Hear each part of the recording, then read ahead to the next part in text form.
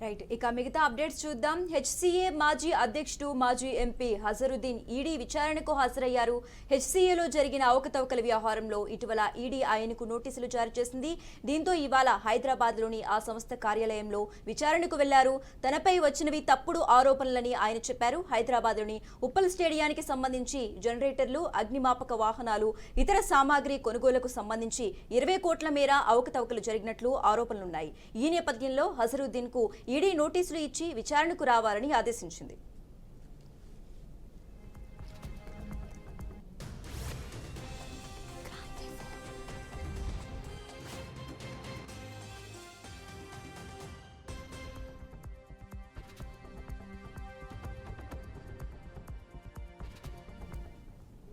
Right. ఇక ఇదే అంశానికి సంబంధించి మరింత సమాచారం మా ప్రతినిధి క్రాంతి ఫోన్ ద్వారా అందిస్తారు. క్రాంతి.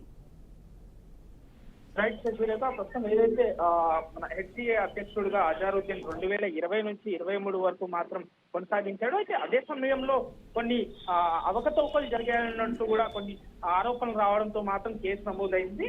అయితే ప్రస్తుతం ఈ అవకతవకల గురించి అంటే ఈడీ కూడా అధికారులు అజారుద్దీన్ కి నోటీసులు జారీ చేయడం జరిగింది. అయితే ఇదే అంశంలో అజారుద్దీన్ ఈ రోజు ఉదయం 10:30 గంటలకు మాత్రం ఈడీ ఆఫీస్ కి హాజరయ్యారు. అయితే ఈ రోజు సాయంత్రం వరకు మాత్రం ఈ మన ఈడీ అధికారులు ప్రశ్నల వర్షం కురిపించే అవకాశం స్పష్టంగా ఏర్పడుతున్నాయి. విచారించిన తర్వాత మాత్రం ఈ అవకతవకల గురించి దీనిపైన నిజాలు మాత్రం బయటపడే చాలా అవకాశాలు ఎక్కువగా కనిపిస్తున్నాయని కూడా చెప్పుకోవచ్చు Sasirekha. Okay, right. Thanks for updates Kranti.